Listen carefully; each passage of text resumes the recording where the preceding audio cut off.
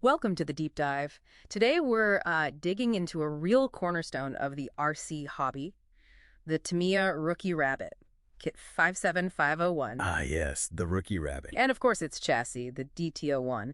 Our goal here is, well, pretty simple really. We want to figure out why this specific car, which, let's face it, was built more for fun in the backyard than, winning races, why did it become such a massive gateway? How did it pull so many people into radio control? Well, it really was the perfect gateway model, wasn't it? Yeah. You got to remember, back in the early 90s, getting into RC cars, it was pretty involved Yeah. and often expensive. Right, lots of assembly, separate parts. Exactly. Big hurdles for someone just starting out. So Tamiya comes along in 91 with the Rookie Rabbit. It's a 110 scale two-wheel drive buggy, and it was designed specifically to tackle that complexity issue. And the key was this Advantage kit idea, yeah. Part of their 57XX series, the RTR Ready to Run thing. What did that actually mean when you opened the box? It meant you could basically run it almost immediately. It was instant gratification. You weren't buying the chassis, then sourcing a motor, then figuring out the radio. No, the box had the fully assembled buggy on that DTO1 chassis. It had the 540 motor installed. The radio, too. Transmitter, receiver. Yep, radio system, steering servo, a speed controller, usually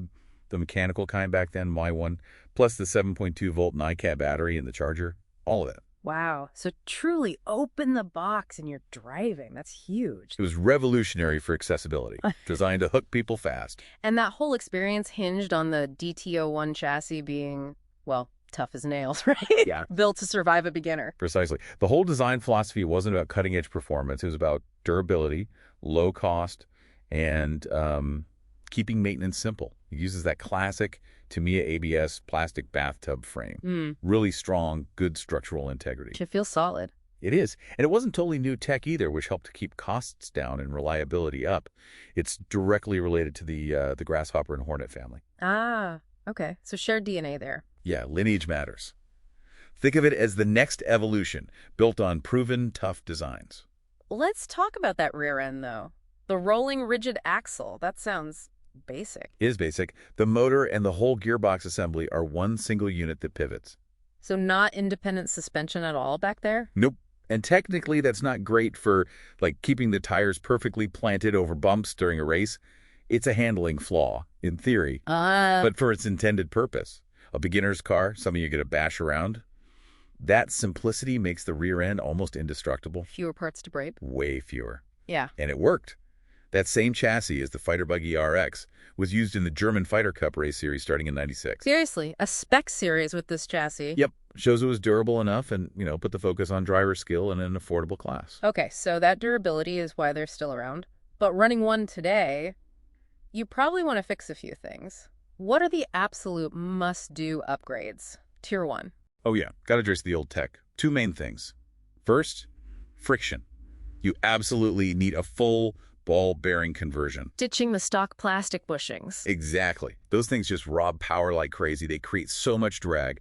Swapping in proper sealed metal ball bearings. It's night and day. More speed, and your battery lasts noticeably longer. It's the single best bang-for-buck upgrade. Makes sense. And number 2 must be the electronics, that old speed controller. Have to go. The old MSC mechanical speed controller, it was basically just a resistor and a wiper arm. Super inefficient, jerky, and not great with modern batteries. Yeah, I remember those. On-off full speed, kind of. Pretty much. You need to swap in a modern ESC, an electronic speed controller, smooth throttle, much more reliable, better for the motor, and essential safety features for LiPo batteries if you go that road. Right, smoother control, more efficient power delivery. Okay, so bearings and ESC are tier 1. What about making it handle better? You mentioned it's kind of bouncy. Yeah, that's the infamous DTO1 hop. It comes from the stock friction shocks. Which aren't really shocks at all, are they? Just springs in a tube. Pretty much. There's no damping. So the spring compresses, stores energy, and then just springs back uncontrolled. Pogo stick effect. Makes the tires lose contact. Exactly. Ruins traction and handling. So the Tier 2 upgrade is getting rid of those and putting in proper oil-filled dampers, like the Tamiya CVA shock sets. So the oil inside controls the rebound. Right. The oil provides damping, controls the speed of the suspension movement, both compression and rebound, keeps the tires on the ground. It totally transforms how the buggy drives. Okay, so bearings, ESC, oil shocks. That brings the classic up to modern usability.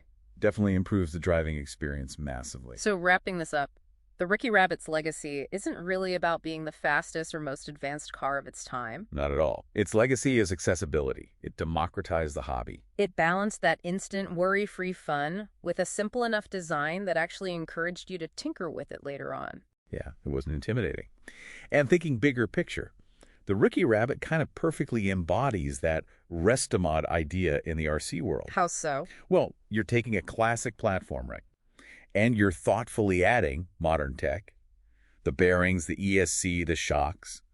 But the goal isn't to make it compete head-to-head with a brand-new modern race buggy. No, you're just enhancing the original experience. Exactly. You're improving the usability, the reliability.